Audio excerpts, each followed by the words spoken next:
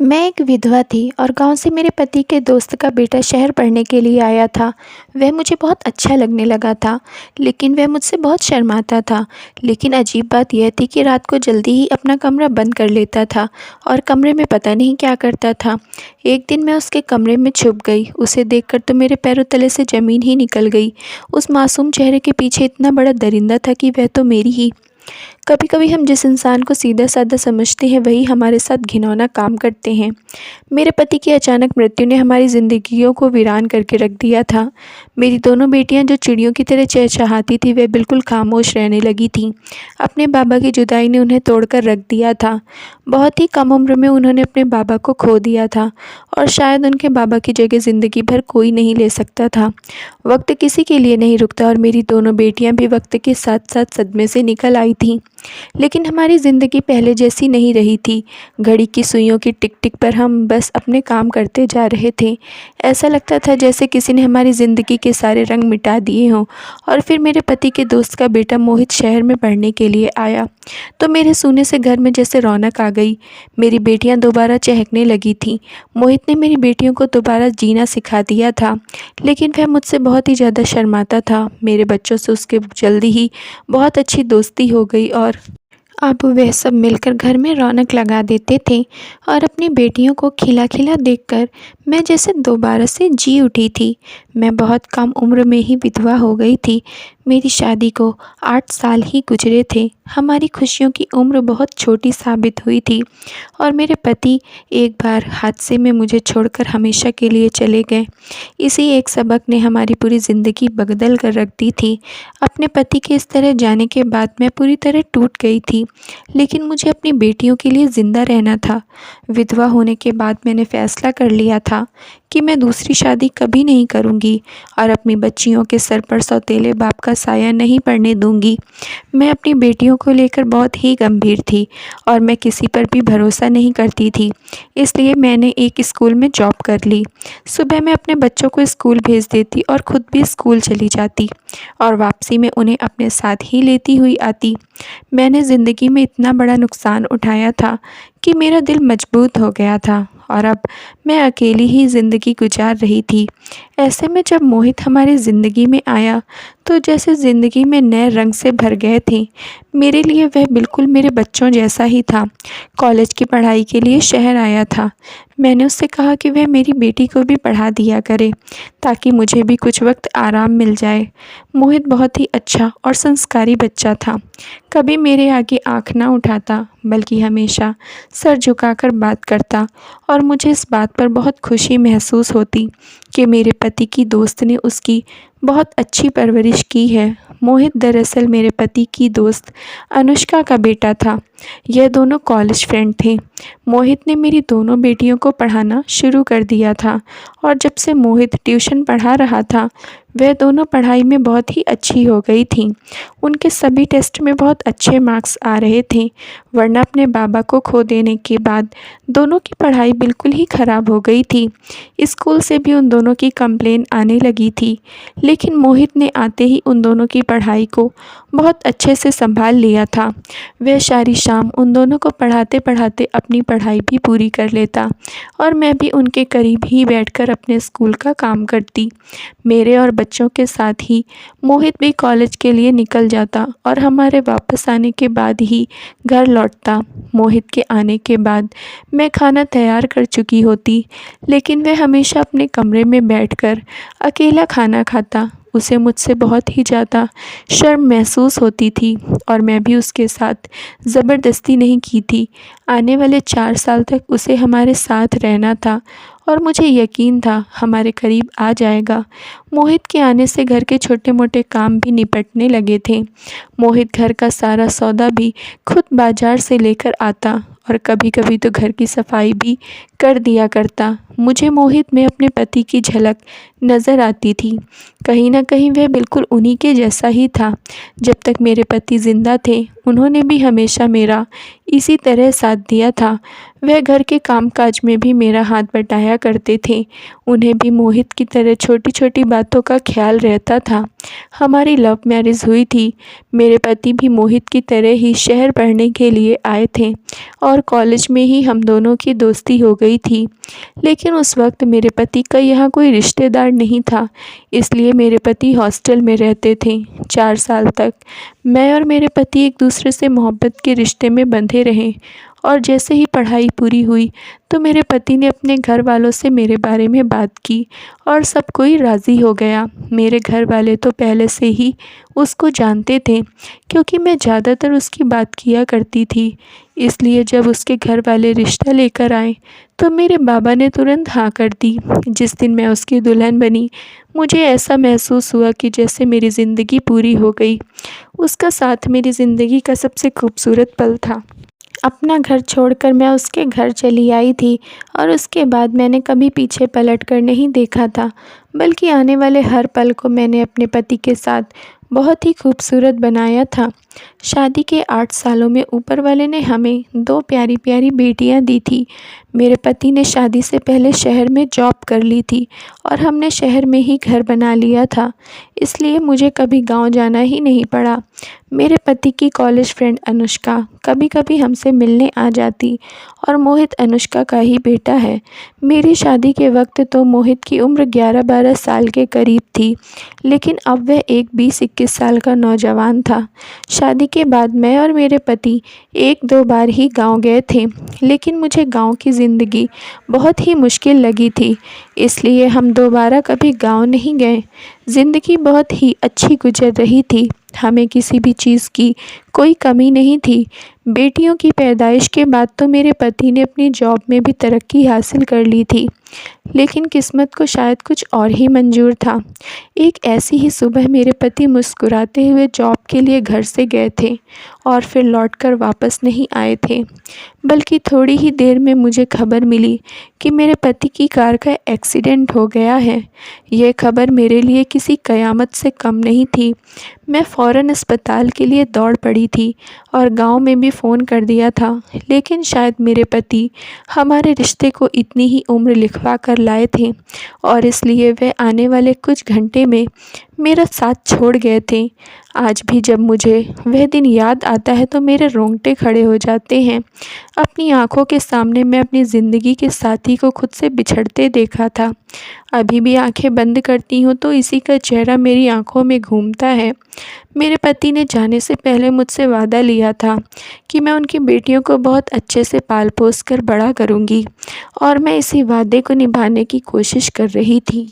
मोहित की मां अनुष्का भी अपने दोस्त की अचानक मौत पर टूट कर रह गई थी।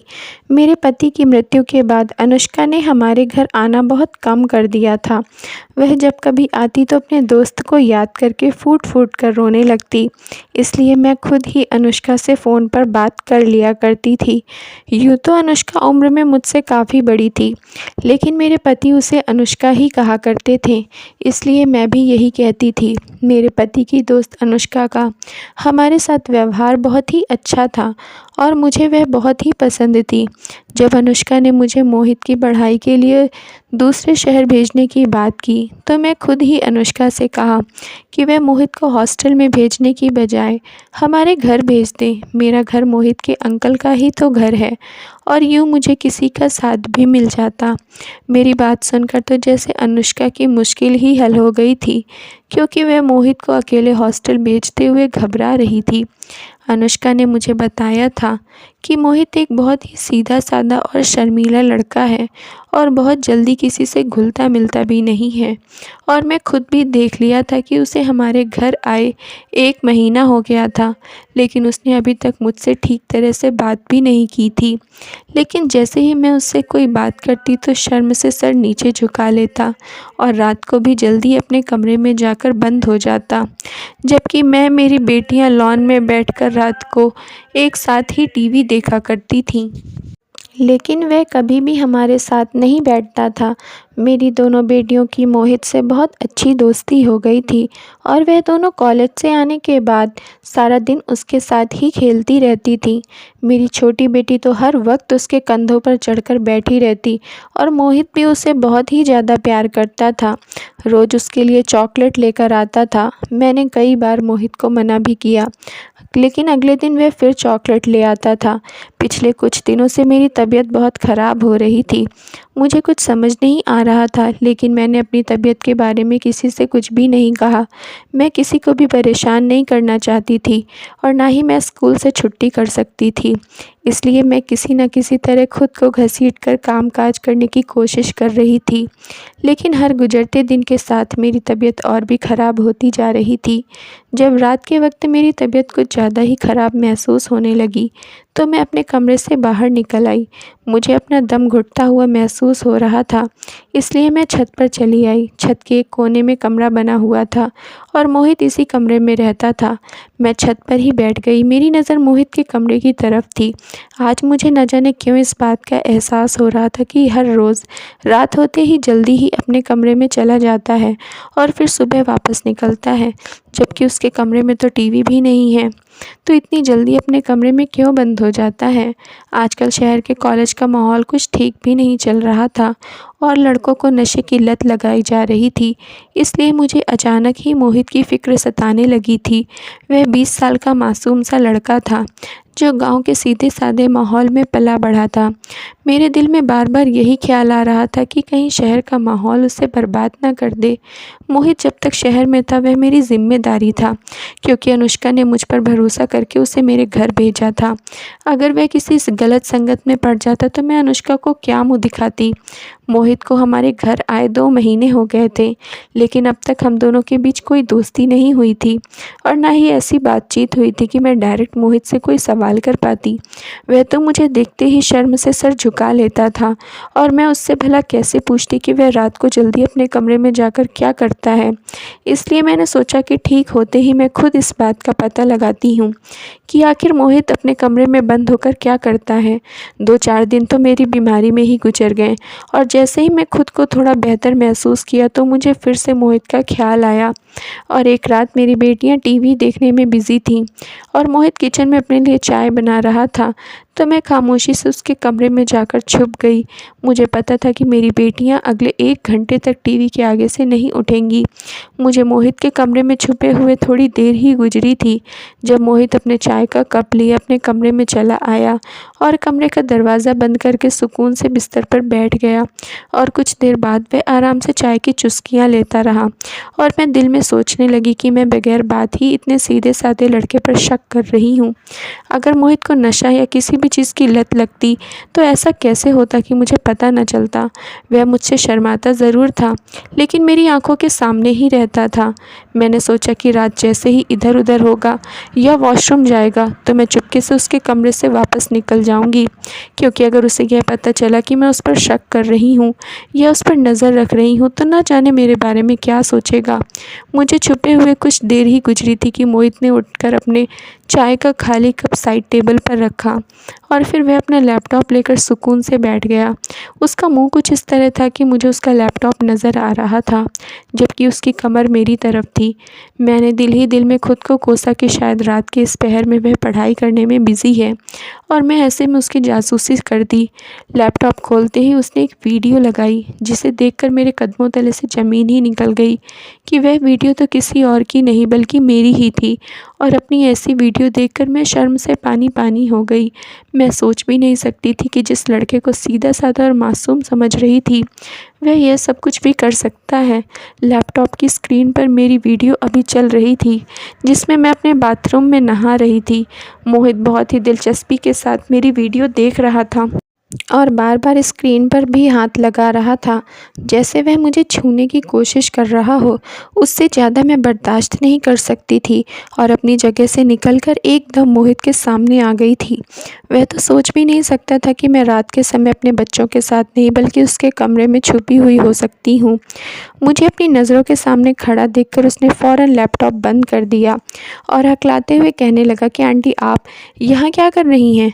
मैं ज़ोरदार थप्पड़ उसके चेहरे पर मार दिया और उससे कहा कि मैं अपनी वीडियो देख ली है और मैं जान गई हूँ कि तुमने चोरी से मेरी वीडियो बनाई है।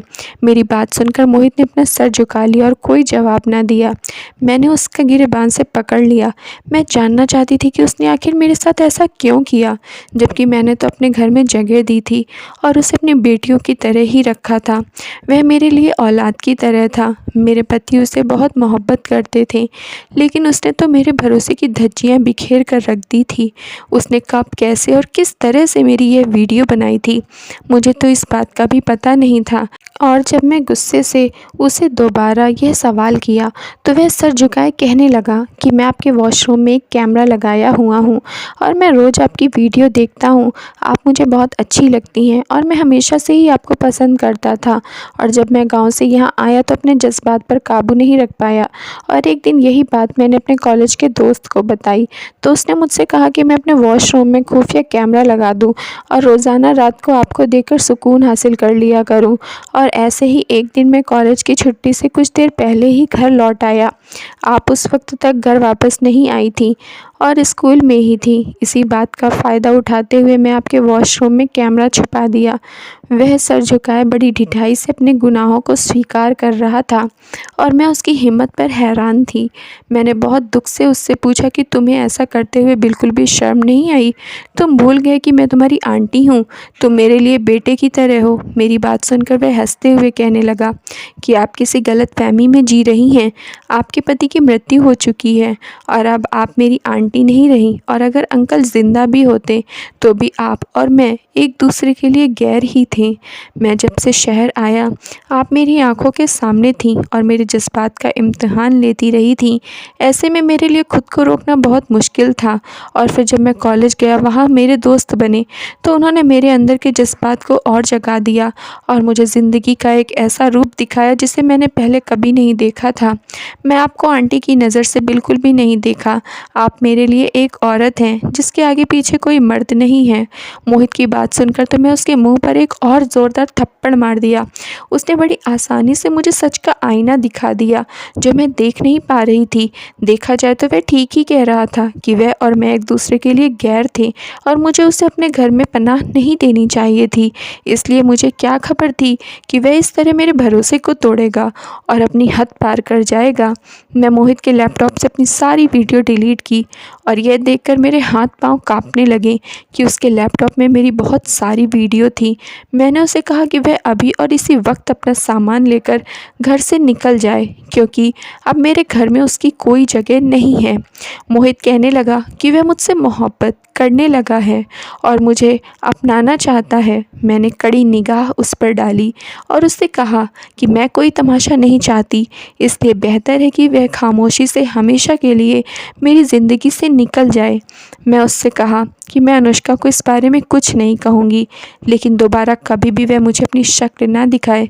मेरी बात सुनकर उसने खामोशी से अपना सामान समेट लिया था।